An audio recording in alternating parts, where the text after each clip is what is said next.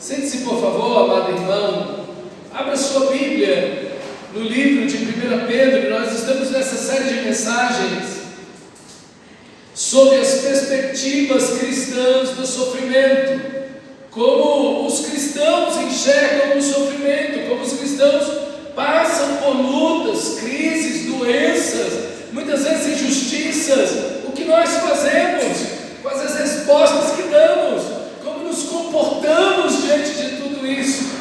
Todo ser humano vai ter uma resposta diante do sofrimento, mas a resposta do cristão vai ser uma resposta diferente, vai ser uma resposta dada segundo a palavra de Deus. E eu gostaria de meditar com você nesta noite sobre a santificação nos sofrimentos. Está aqui um tema importantíssimo. Nós vimos na semana passada como todo o propósito do sofrimento, da luta, das crises cristãs, elas estão diretamente ligadas à sua fé. A sua fé é mais preciosa do que ouro. Veja, a sua fé não pode ser comprada, não pode ser adquirida. A sua fé é muito, mas muito preciosa. Meu amado irmão, seu compromisso com o Senhor, o estar na aliança com Deus é infinitamente incomparável diante de toda a riqueza que o mundo possa te oferecer. Então, diante de tudo isso, nós vamos responder de uma forma toda especial, e é em santificação. E ele começa a chamar essa igreja agora à prática, à ação diante do sofrimento. O versículo 10 do capítulo 1 diz assim: foi a respeito desta salvação que os profetas falaram da graça destinada a vocês, investigaram e examinaram profundamente, procurando saber o tempo e as circunstâncias para as quais apontava o Espírito de Cristo que neles estava, quando predisse a vocês os sofrimentos de Cristo e as glórias que se seguiriam àqueles sofrimentos. A eles foi revelado que estavam ministrando não para si próprios, mas para vocês, quando falavam das coisas que agora lhes são anunciadas por meio daqueles que pregam o Evangelho pelo Espírito Santo enviado dos céus, coisas essas que os anjos anelam observar, entender, prescrutar. Esse texto, mantenha a sua Bíblia aberta, ele inicia o nosso capítulo sabendo que esses irmãos estão em profundo sofrimento. E aí, meu amado irmão, ele chama esta igreja a entender, primeiro, como o sofrimento ele deve ser visto na perspectiva dos céus. Lembrando você que o sofrimento deve ser visto da ótica do grande e eterno amor de Deus por você.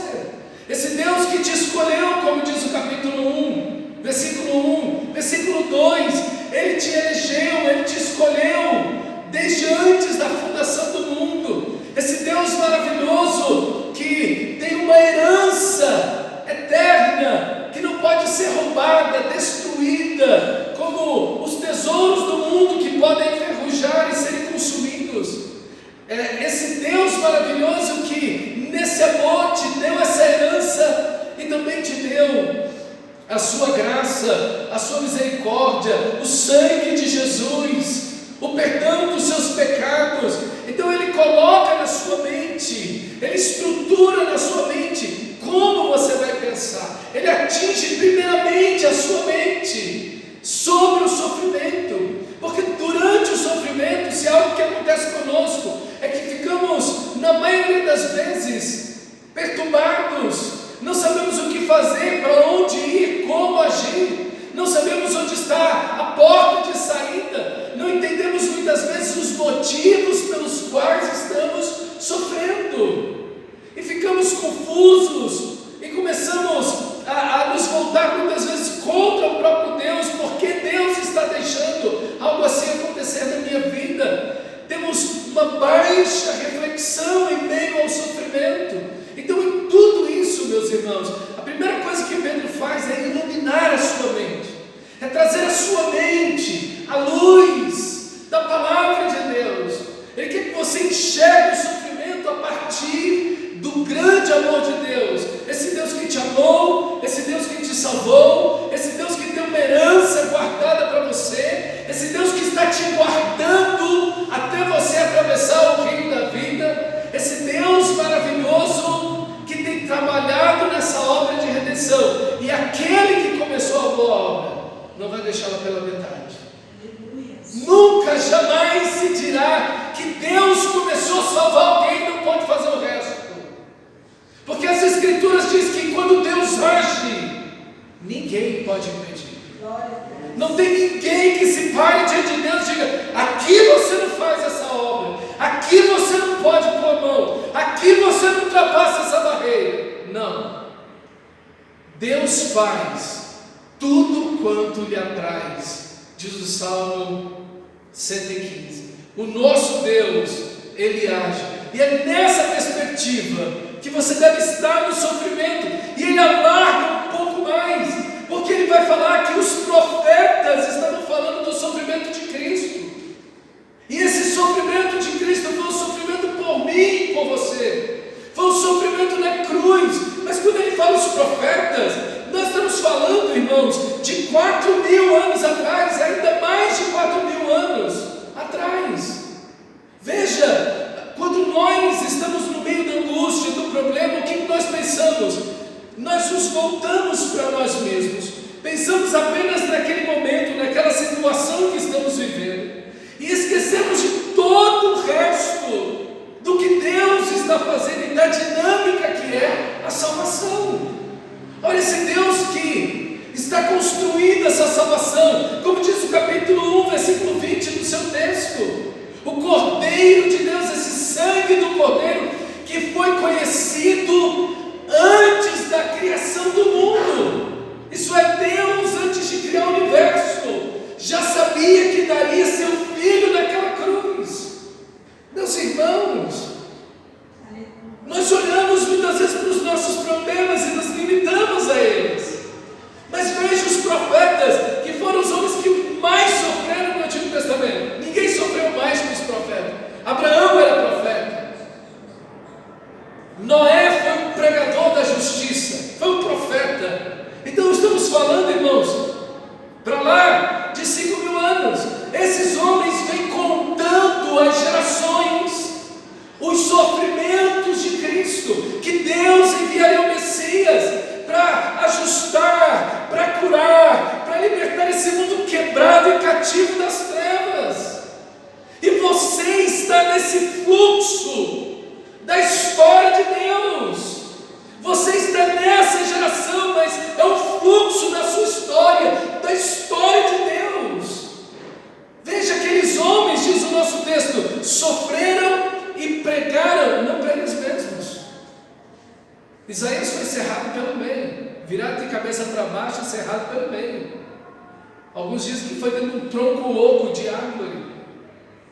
Jeremias, meu Deus, como aquele homem sofreu, viu a morte várias vezes diante de si, e ele estava trabalhando por você, ele estava sofrendo por você, porque ele estava levando o Evangelho, a mensagem da graça de Deus para gerações futuras, aonde a vida de Jeremias, de Isaías, dos profetas, de todos eles, vem falando por meio da palavra de Deus. É por você e por mim, e pelas gerações futuras, e pelas gerações passadas, que eles estavam sofrendo, e sofreram muito. E aqui tem uma perspectiva cristã do sofrimento que você precisa ter. É que o sofrimento te faz geralmente egoísta. Você olha para si, por si, você quer resolver o seu problema, a sua demanda, a sua necessidade, e para de pensar que você é uma gota nesse rio de Deus que está correndo na história da salvação, e que Deus tem uma missão para você, como tinha para os profetas, e que você não pode parar de trabalhar no reino e servir no reino porque você tem problemas, porque você tem lutas, dificuldades, limitações, enfermidades, ou porque está idoso, ou qualquer outra coisa.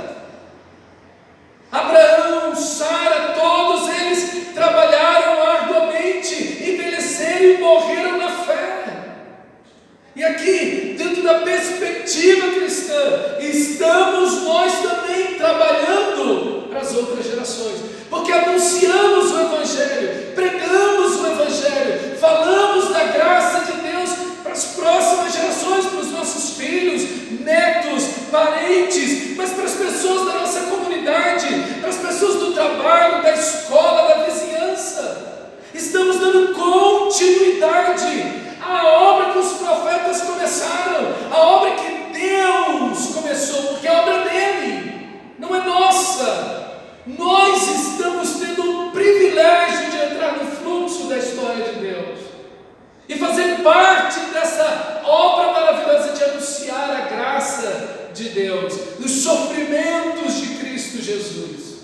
Então, diante das suas lutas, querido, não pare de servir o Senhor.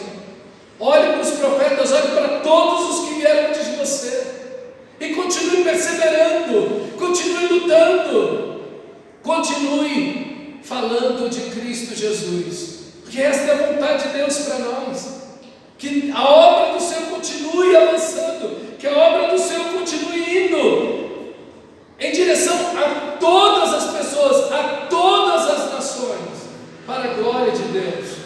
Eu sei que a tendência é olhar para nós mesmos e nos fecharmos e nos trancarmos no nosso mundo, querendo o mais rápido a solução dos nossos problemas. Mas não é isso que Deus fez. Não é isso que Deus nos chamou a fazer.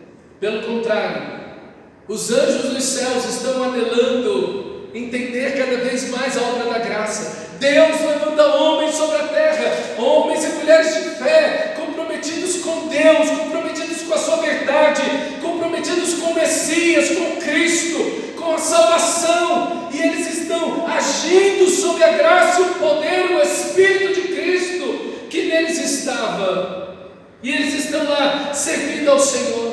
E enquanto isso, os céus param para ver essa obra, os céus, os anjos estão olhando esse povo maravilhoso de Deus trabalhando, lutando, mesmo em meio ao sofrimento, vencendo lutas, vencendo tentações, vencendo dificuldades, trabalhando, lutando na obra do Senhor, porque no Senhor o nosso trabalho não é vão, não é vão.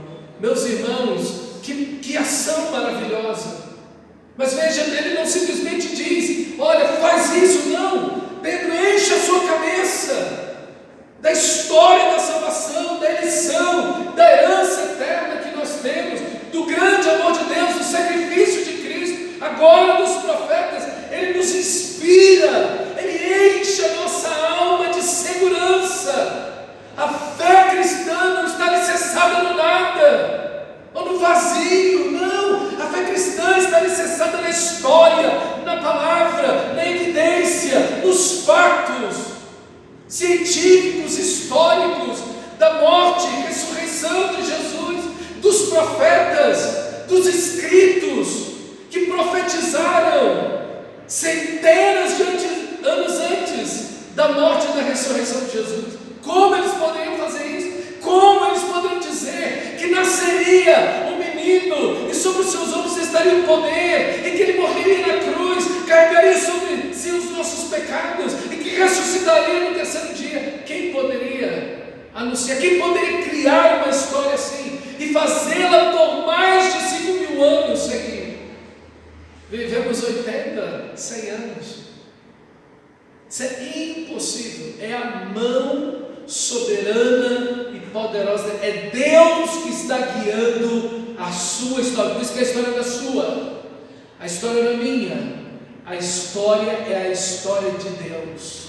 É a grande história, a história de Deus. Versículo 13: portanto, já que tudo é assim, já que são todas essas circunstâncias que Deus tem para mim e para você, tanto da eleição, da herança, enfim, de tudo que Deus fez, portanto, estejam com a mente preparada, prontos para agir, estejam alerta e ponham toda a esperança na graça que será dada a vocês quando Jesus Cristo for revelado. Sua mente precisa estar pronta. Cingi a vossa mente, diz outra tradução. Sua mente precisa estar preparada para agir, para lutar, para correr, para enfrentar. Mas como? Esperando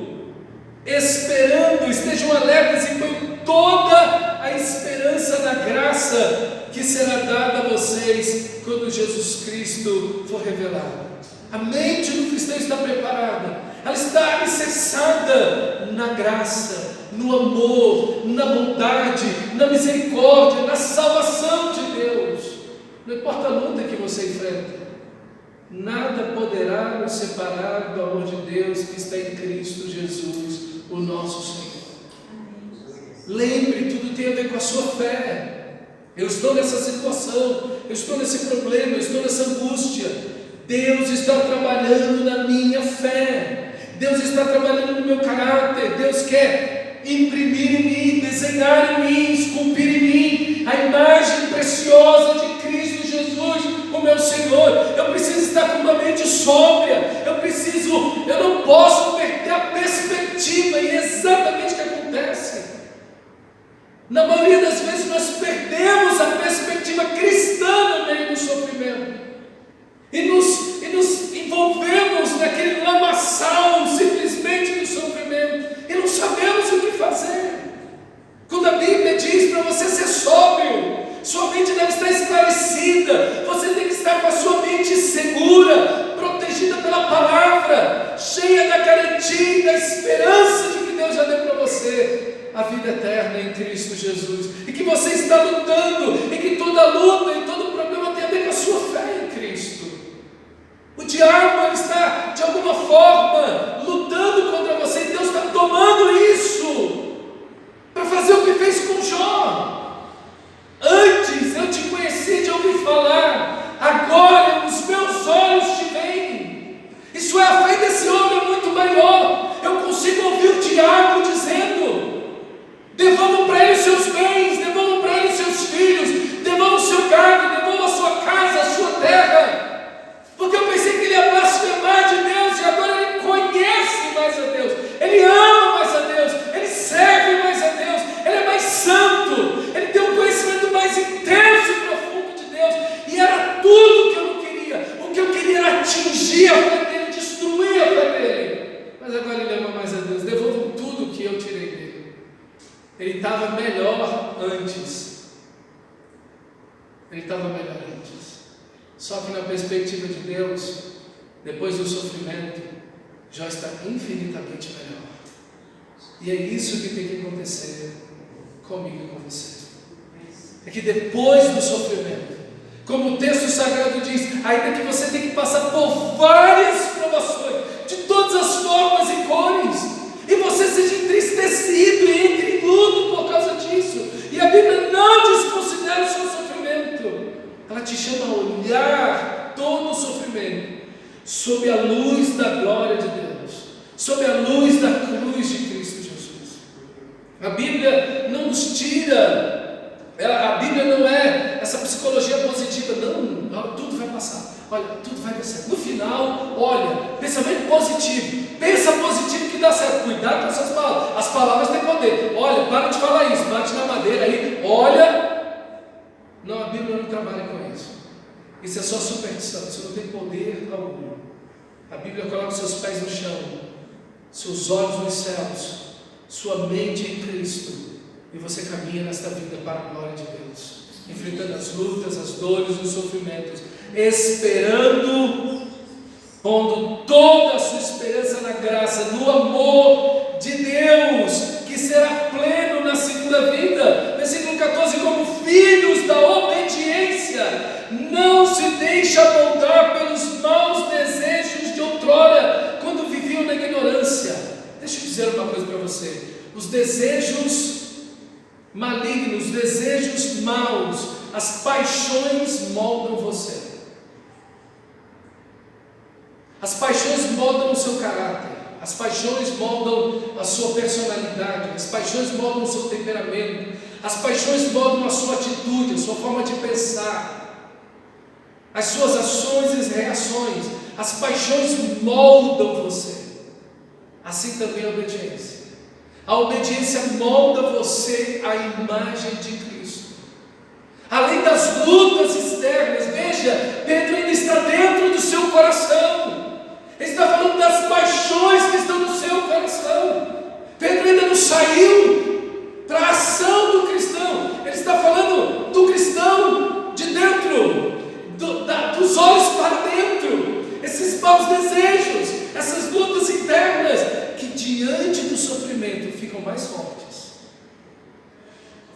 mais forte ficam os maus desejos nos momentos de sofrimento.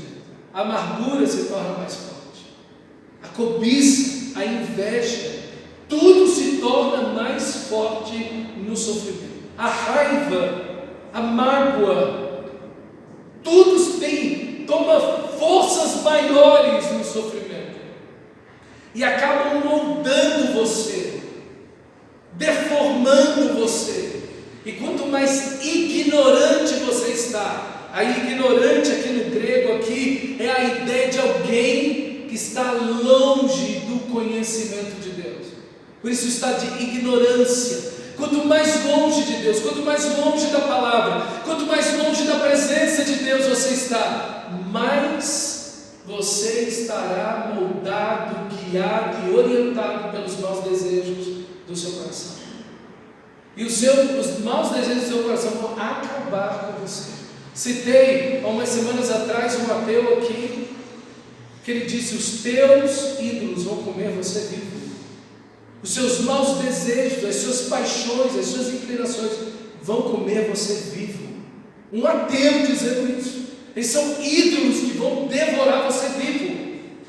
E é verdade, eles moldam a gente e levam a gente para o mais longe de Deus e para a destruição. Então, no meio do sofrimento, às vezes em busca até de um alívio, por causa do sofrimento, as pessoas começam a se lançar nas paixões, nos maus desejos do seu coração. Não, querido, não faça isso. É justamente o oposto que temos que fazer. Nós somos filhos, diz o versículo 14, compare comigo, somos filhos da obediência, não da desobediência, mas somos filhos da obediência. Somos filhos de Deus, somos filhos da obediência, aquilo que o nosso Pai Celestial diz, nós obedecemos. E por quê? Porque entendemos o seu amor, a sua eleição, o seu carinho, seu sangue derramado na cruz, a herança que Ele tem para conosco, sua proteção e provisão em todo momento, especialmente no meio das lutas, porque são nas nossas fraquezas que o Espírito de Deus intercede por nós. Esse Deus gracioso, nós obedecemos. Mas o mundo inteiro está dizendo para fazer outra coisa. A cultura está me guiando para outro lugar. Os conselhos da família, dos amigos, estão dizendo toda espécie de coisa diferente das Escrituras. Somos filhos da obediência. E como filhos da obediência, seremos moldados à imagem de Cristo Jesus. Quanto mais você obedece, mais parecido com Cristo você está, mais semelhante a Cristo você está. Filhos da obediência. Versículo 15, mas assim como é santo aquele que nos chamou, sejam santos vocês também em todo vosso procedimento, ou em tudo que vocês fizerem, pois está escrito: sejam santos, porque eu, o Senhor, sou santo. Veja, a obediência de Deus sempre nos guiará à santidade. E quanto mais santo, mais firme, mais pura, mais sólida é a sua fé. São nos momentos de luta que você tem que se agarrar ainda mais a Deus. Ainda mais você se agarra a Deus. Ainda mais você se agarra ao Senhor da glória.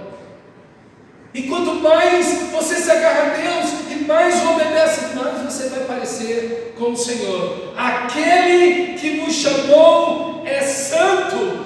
Santidade são todos os atributos de Deus. Todos os atributos que nós, seres humanos, podemos entender. Certamente Deus tem bilhões de atributos que jamais nós conseguiríamos entender. Talvez um dia entendamos. Mas aqueles que nos é possível, que nos são possíveis entender, compreender, com a nossa mente limitada, Deus revelou na sua palavra. E esses atributos todos juntos são traduzidos pela palavra santo, ou santidade, ou majestade, também é outra palavra, que resume tudo, ou glória, que resume todos os atributos de Deus. Aquele que tem todos esses atributos maravilhosos. Deus é amor, é justiça, verdade. Deus é santo. Todos esses atributos maravilhosos de Deus você deve conhecer e ser como Ele. Aquele que te chamou é santo. Se Ele é santo, Ele jamais vai te chamar para a impureza, para o pecado, para a mentira, para a infidelidade, para o erro ou para qualquer coisa errada. Deus nunca concorda com isso. Deus nunca aprova o pecado. Deus nunca aceita o pecado. Deus nunca abrirá nenhuma concessão para ninguém em todo o universo.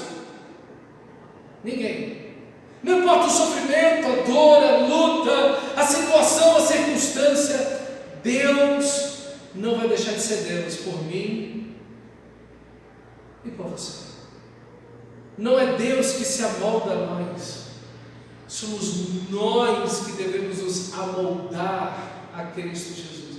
Essa ideia cultural de um Deus Papai Noel não é bíblica. Aquele que te chamou é santo. Deus é luz e não há nele treva alguma. Ele que te chamou, que é santo, está ordenando a mim e a você: sede, aí o imperativo, sede santos. Esse texto está em Levítico 2 vezes. Pedro extrai de lá, de Levítico. O povo de Israel sai do Egito, de uma cultura pagã, de uma cultura totalmente perversa e pervertida pelo pecado. E eles estão completamente adaptados a essa cultura animista, que crê que tudo é Deus, o sapo é Deus, e todos os demais, todos os animais são deuses, enfim. Agora ele está dizendo que existe só um único Deus, que tirou vocês da terra do Egito, e está chamando você para ser santo, porque Ele é santo.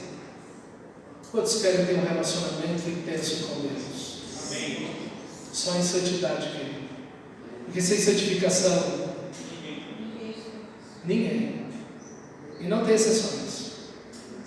Não há exceções. Ninguém verá Deus. Isso é um chamado para a gente. Isso é um chamado para mim e para você no sofrimento.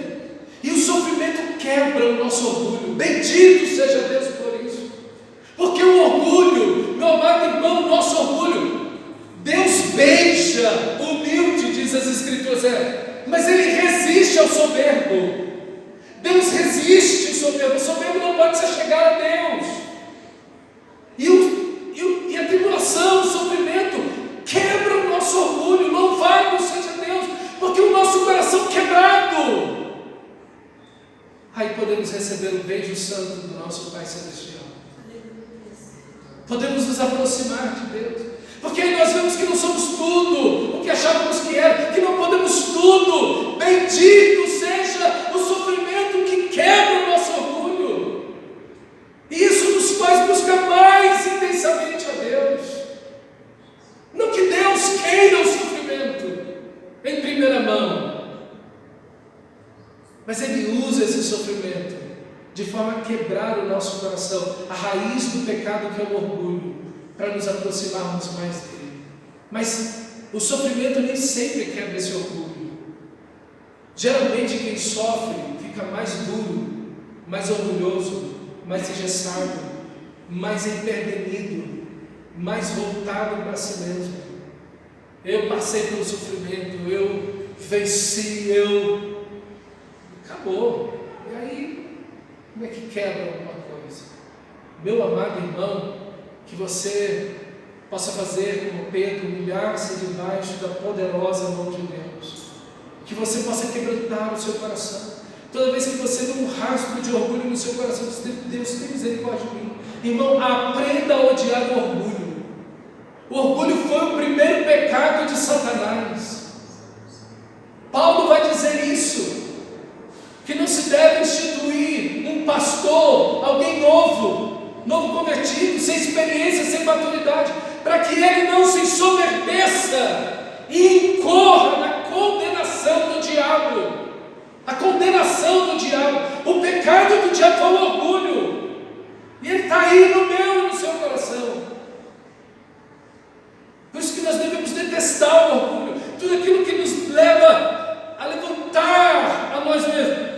essa autoestima, que nós somos, que nós... Não!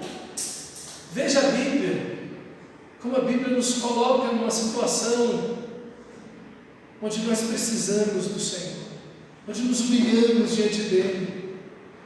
Meus irmãos, e Deus faz isso porque Ele nos ama, porque o orgulho sempre nos levará cada vez para mais longe de Deus, cada vez mais para os nossos desejos e paixões. Isso só vai arruinar a minha vida e a sua vida.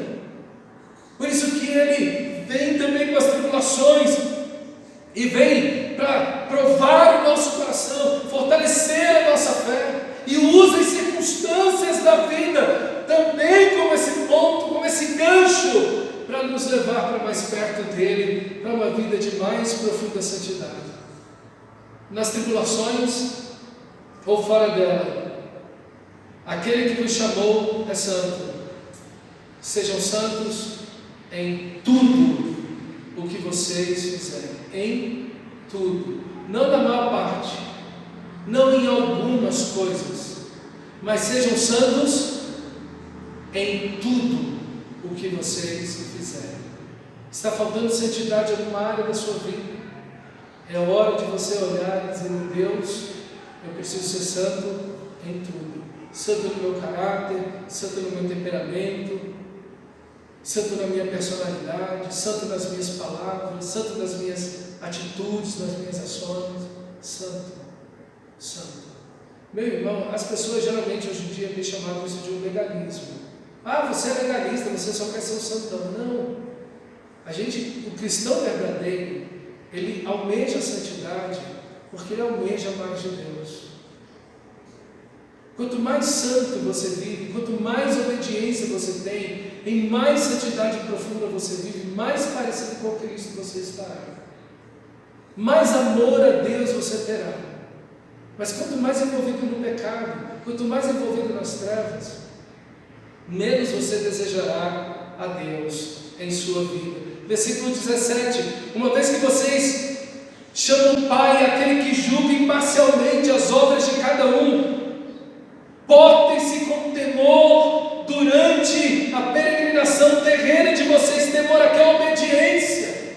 Novamente a ideia da obediência é aquela, o temor é aquele desejo da santidade, é aquele medo de pecar, é aquele respeito maravilhoso por Deus. Deus não ama isso, Deus não aprova isso, não é essa a conduta que o meu Senhor teria nessa situação. Então, Senhor, eu quero viver em obediência, e eu quero seguir, Senhor, a Tua vontade nessa situação. Eu quero Te obedecer de coração, Senhor, eu quero Te seguir. Então você orienta o seu coração à obediência, a esse temor que é fruto dessa paixão, desse conhecimento por Deus, desse desejo de agradar a Deus, esse amor à santidade de Deus. Durante a jornada terrena de vocês, essa peregrinação durará alguns anos, décadas em nossas vidas, e seremos livres eternamente do pecado. Bendito seja Deus, louvado seja Deus por isso, irmão. Quando atravessarmos a eternidade, lá já não haverá o pecado. As coisas velhas passaram, tudo vai se fazer novo. Tudo vai se fazer novo. Bendito seja o Senhor por isso.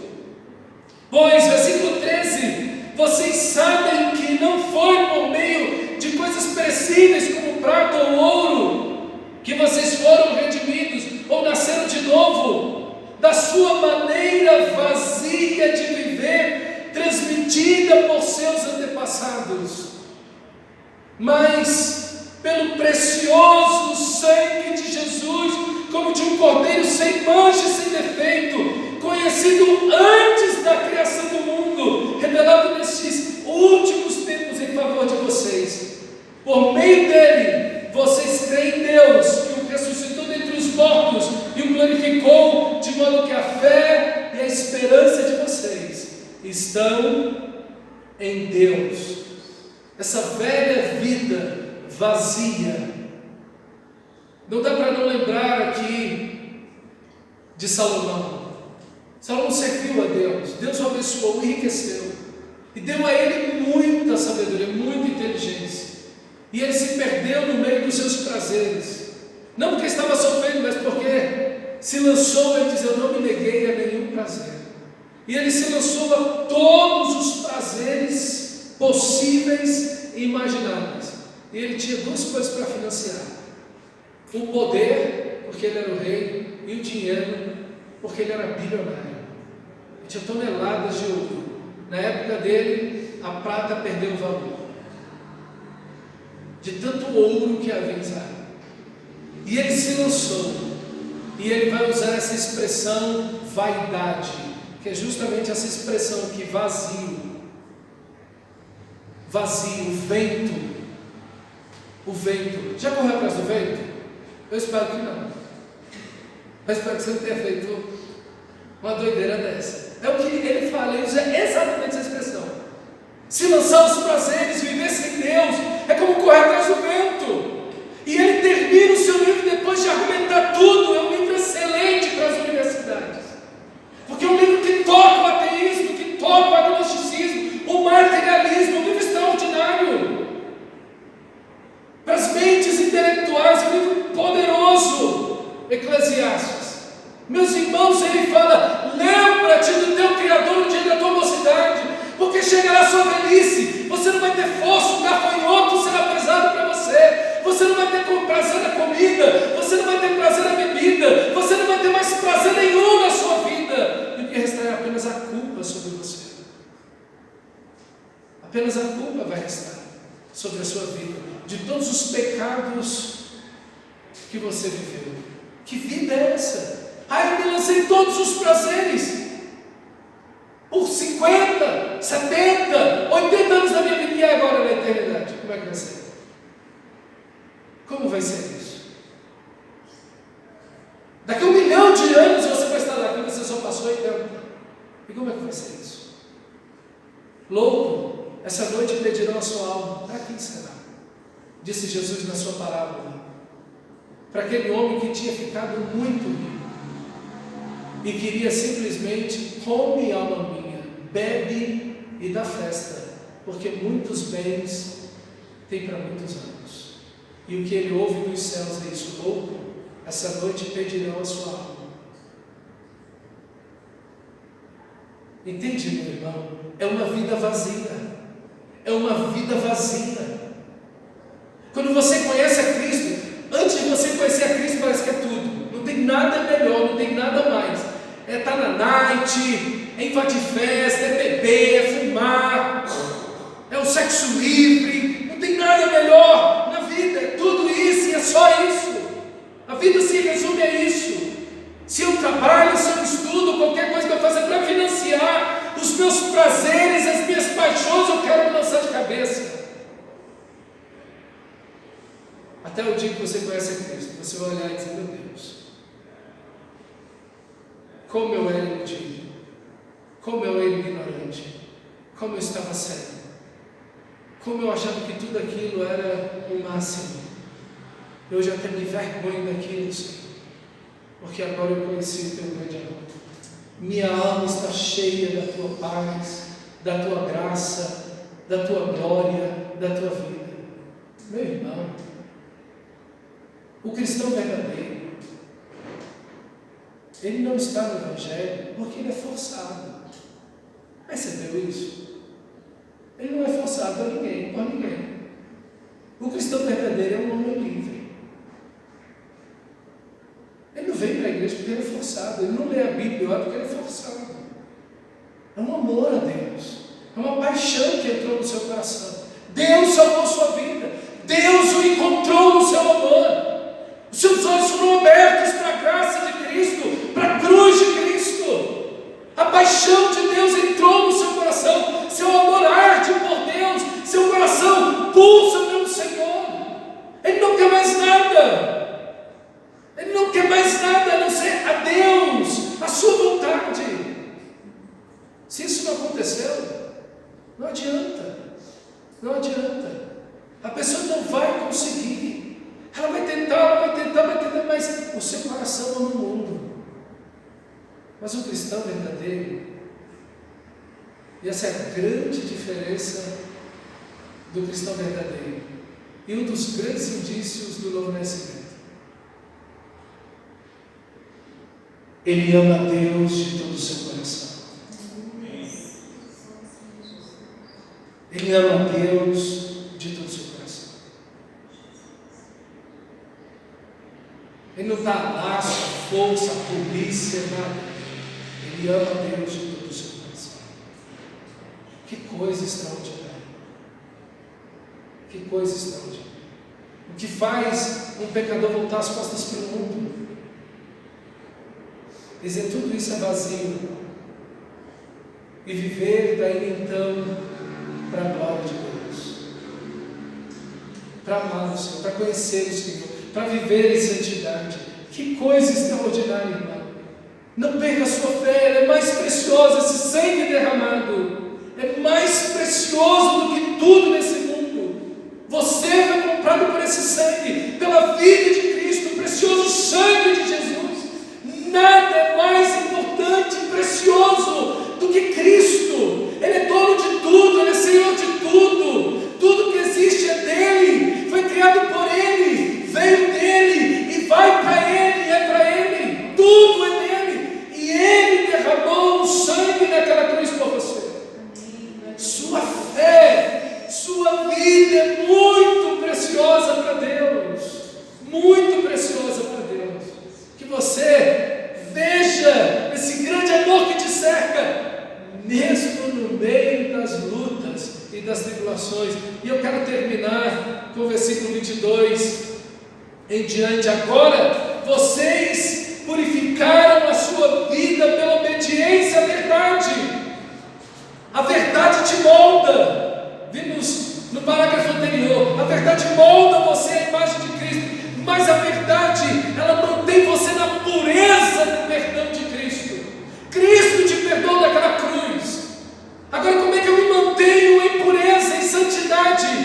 Pela obediência. Vocês purificaram a sua vida pela obediência à verdade. A verdade é o quê? A palavra de Deus. Pedro dá uma importância fundamental às Escrituras. Os profetas pregaram a palavra de Deus.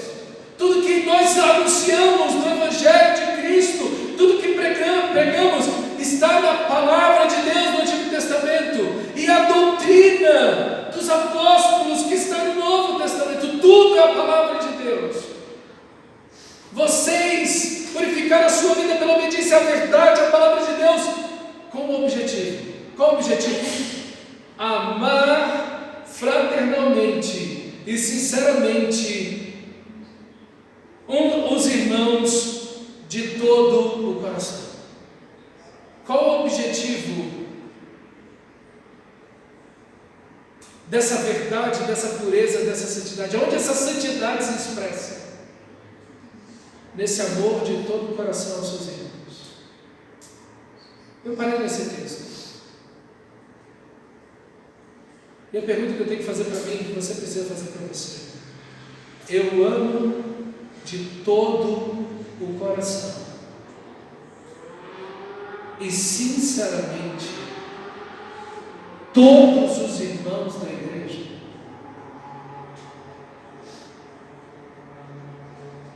Porque é isso que esse texto está dizendo. Olha o texto para mim, olha para a sua Bíblia, não olhe mais para mim agora, olhe só para a sua Bíblia e lê esse texto. Versículo 22, agora que vocês purificaram a sua vida pela obediência à verdade, visando ao amor fraternal e sincero, amem sinceramente uns aos outros de todo o coração.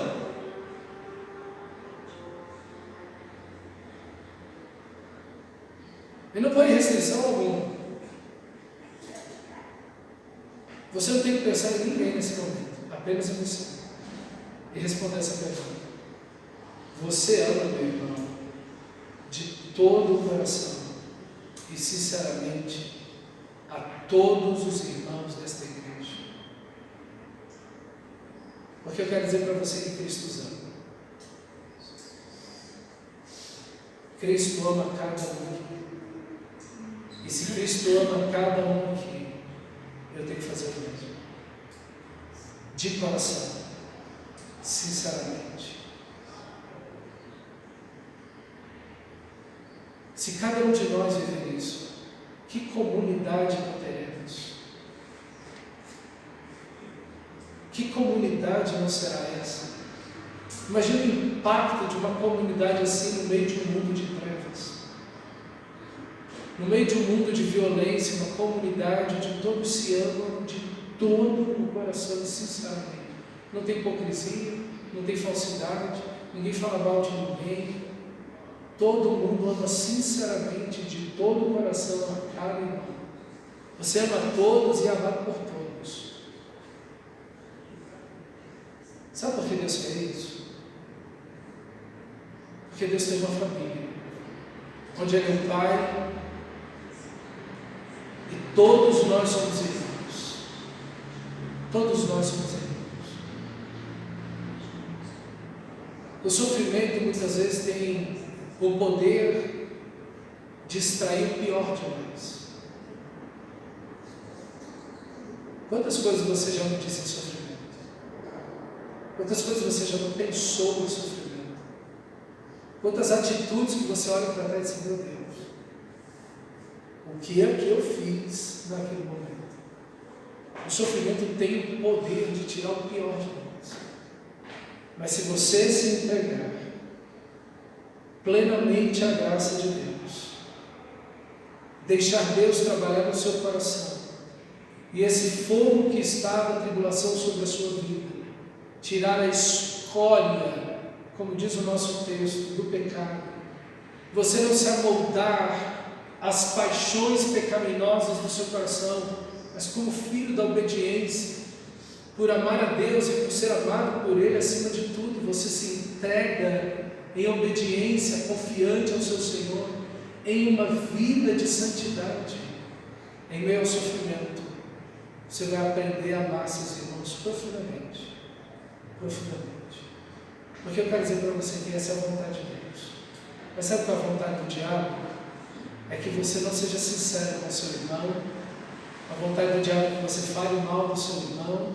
A vontade do diabo é que você brigue com o seu irmão, que você fique chateado com o seu irmão, que você fale mal do seu irmão para outras pessoas.